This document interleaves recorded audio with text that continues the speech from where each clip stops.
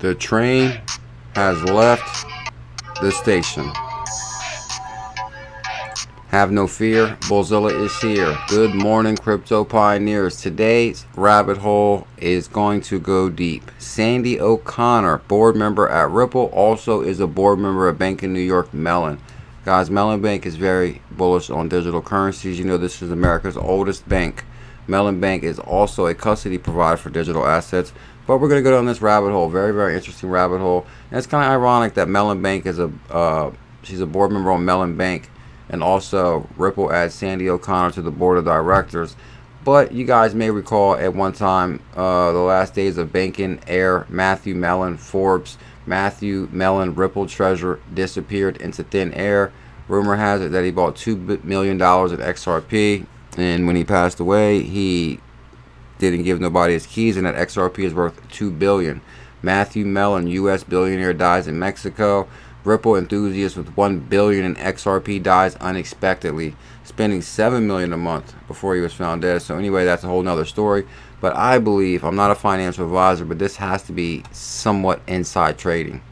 He knew that Mellon Bank was very bullish on XRP. Sandie O'Connor was going to work for Ripple, and he knew this prior to anyone, so he bought himself a large XRP bag. Okay, smash that thumbs up. Let's go. Sandie O'Connor, Bank of New York Mellon, right here. She joined December 31st, 2021. Very recently. Director since, that's not even, what, maybe 8 months, less than a year now. She's been a director at Bank of New York Mellon, which also offers support for crypto custody. Now, Ripple adds Sandie O'Connor to board of directors also. Today, Ripple is thrilled to announce Sandie O'Connor is joining its board of directors. You scroll down here. Connor joined JP Morgan in 1988, before most of you were born. 88, over a 30-year career. Held positions increasing responsibility in the company's investment bank and corporate divisions. Also, she has been named to American Banker Top 25 list of most powerful women in banking and finance several times.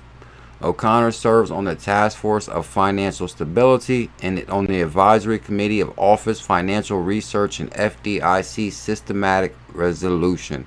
Now, this rabbit hole right here, FDIC Systematic Resolution, runs extremely deep. Wait till you see that. New global currency, definitely. New global currency, XRP.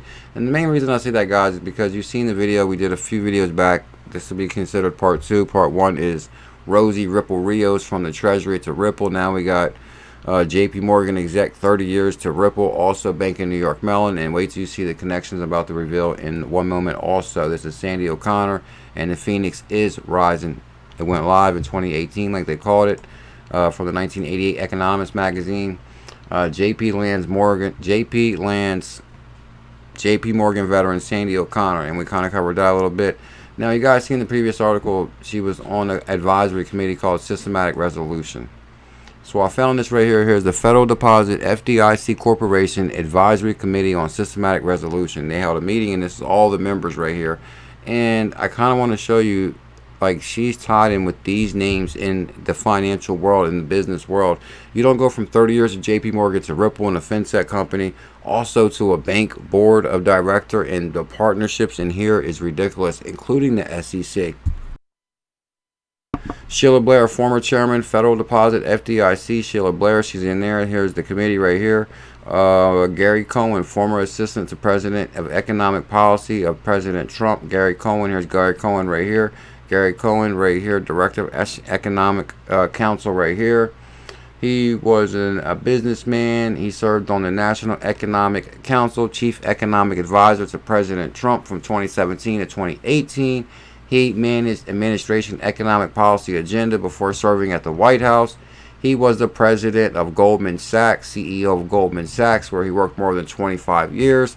Cohen was an appointment to the vice chair of IBM in 2021. So, chair at IBM, worked for President Trump, and he's also on the same team with Sandie O'Connor here on the FDIC advisory, which I just showed you. We're going to go back to that list just right here. Here goes the advisory committee. Here's Gary Cohn. He's on there.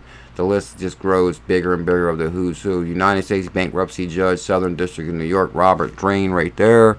And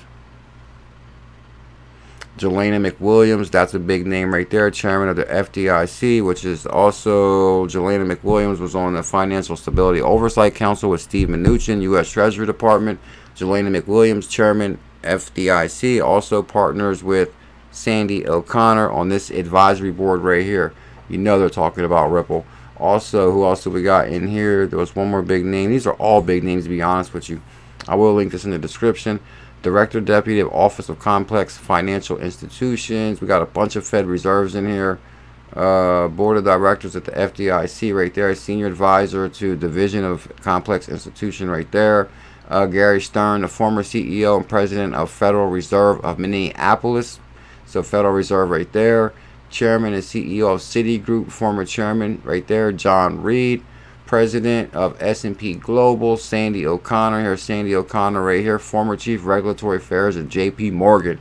Now she's holding it down at Ripple and Bank of Mellon. And on this team right here, Vice Chairman, Board of Governors, Federal Reserve, Donald Cohn right there. And bankruptcy judge, Robert Drain. So what I'm saying, guys, is you don't go into big positions like this to a fintech company with Ripple. Now, I think this was all planned out between Ripple, this advisory with the SEC. They had to get clarity on this asset. And who better to get clarity than Ripple? When you got a team like this, of course, Ripple will take care of it. That's for sure. So, guys, kind of wanted to show you as part 2 on the Rosie Ripple Rios video that there's big players at Ripple. I truly believe there's plans within plans unfolding. We see that the evolution of money, the internet of value is here. Do not miss your opportunity. Subscribe to the channel. Daily deep dives coming back to this channel. SEC might lose all merit in the Ripple lawsuit, says former regulator Joe Hall. Joe Hall is on this list, I believe, also. Joseph Hall. No, it's not Joe Hall. It's the SEC chairman's in here. Attorney Joseph Hall previously worked with the SEC, Exchange Commission. So SEC Joe Hall right there. But he's talking about who he worked for. According to Attorney Joe Hall, Ripple seems to have the upper hand in the legal dispute. It's worth noting early in his career, he spent 2 years at the Commission, which is the SEC, serving as managing executive for policy under chairman of the SEC, William H. Donaldson. And I'll show you guys William H. Donaldson on here also. William H. Donaldson, he's in here somewhere. William H. Donaldson. Just want to show you he's also on this list right here. So basically, Sandie O'Connor is partners with the Fed or SEC chair. Talk about plans within plans. William Donaldson. Let me find it quicker here. And Lori, Jim, Kristen, Liz, Ricardo, Alexander, Gary, John, Douglas, Sandie. There goes Sandie, Donald, Cohen, Richard, Peter, Drain, William Donaldson. There he is. William Donaldson, former chairman of U.S. Security Exchange Commission. So Sandie O'Connor is on the same advisory board with the former chairman of the SEC. And actually, what's interesting about this article, guys, this is from 2020. This is before the lawsuit or around that time. I will check the dates on that. That would be significant to the partnership here. Did they work out this in between this meeting that SEC would charge Ripple? Did they already know this was coming? I'm thinking so. And Terso Journey Hall, who used to work at the SEC, claimed there is a pretty good chance that the SEC will lose all merits. Come on now, we know they are. Guys, if you enjoyed the deep dive content, please let me know below. I will step it up with some of the deep dive content. Let me know if you guys enjoyed the video. Thank you for your comment, your time. Subscribe. Much love. Mahalo.